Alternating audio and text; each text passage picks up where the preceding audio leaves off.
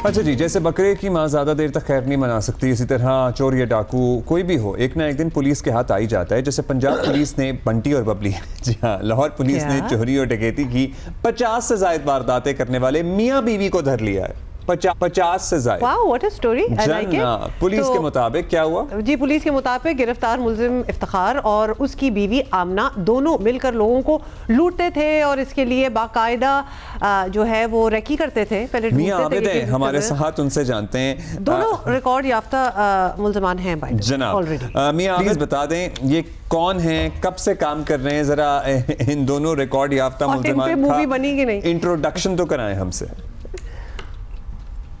ये शेखपुरा के इलाके के रिहायशी हैं, दोनों मियाँ बीवी हैं। खामद का नाम इफ्तिखार और बीवी का नाम आमना है। ये लाहौर के जो सदर डिवीज़न का इलाका है उसमें ये कार्रवाइयाँ करते थे और तकरीबन 2011 में इनके ख़िलाफ़ पहला मुकदमा जो है वो लाहौर के थाना सत्तो कतरा में दर्ज हुआ, जो कि सदर डिवीज़न में था। तो उसके बाद ये मुख्तलिफ़ वारदातें करते, फिर ये गायब हो जाते। एक दफ़ा ये गिरफ़्तार हो गए थे तो इन दोनों मियाँ बीवी को कुछ सज़ा हुई, लेकिन बाद तफ्तीश नाक़िस होने की बुनियाद पर ये जेल से रिहा हो गया और उन्होंने दोबारा ये काम शुरू कर दिया। सज़ा हुई, तफ्तीश नाक़िस थी, दोबारा काम शुरू कर दिया।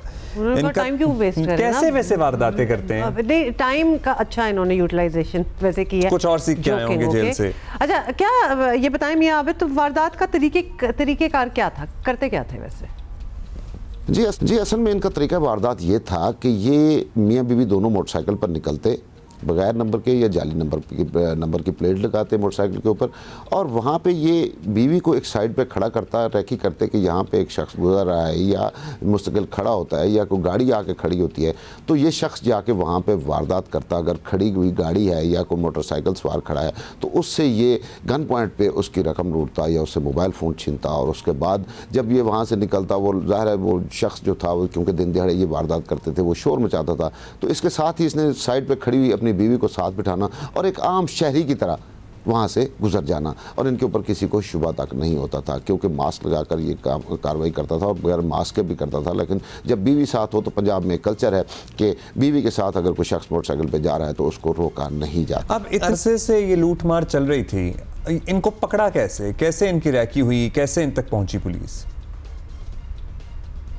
जी इसमें सबसे पहले तो मैं आपको ये बता दूं कि पुलिस इन तक कैसे पहुंची। तो आम मामला ये है कि लाहौर में एक रिवाज है कि 5-7 हज़ार की अगर किसी के साथ वारदात हो जाती है तो वो थाने में रिपोर्ट नहीं करवाता, लेकिन सुनी सुनाई बातें और पुलिस की जो मुखबर होते हैं वो ये इतलात पहुंच जाती है कि ये एक गैंग जो है ये इस तरह के एक जोड़ा है और उस तरह की वारदातें कर रहा है। तो उसमें जब किसी के साथ ये बड़ी डकैती करते हैं तो वो फिर रिपोर्ट इनके खिलाफ मुकदमा दर्ज हो जाता है। 50 से ज़्यादा वारदातों के मुकदमे तो इनके खिलाफ दर्ज थे।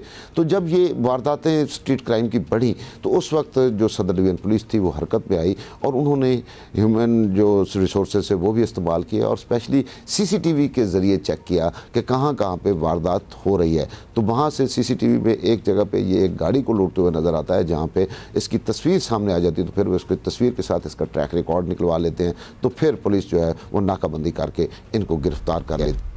ऑलराइट, बहुत शुक्रिया। अब हम इनवाइट करेंगे हमारे फिल्म मेकर्स को कि पहुंचे इनके पास और इनकी मूवी बनाए। मैंने बंटी बबली का आपने जिक्र अगर कर ही दिया तो याद आ गई ना कि ऐसी मूवियाँ भी बन जाती होती है। भाई ये बड़ी सीरियस, इट्स अ क्राइम। हमारे टिकटॉक पर जरूर पहुंच जाएंगे और इनका इंटरव्यू जरूर होगा और इनको स्टार बना देंगे।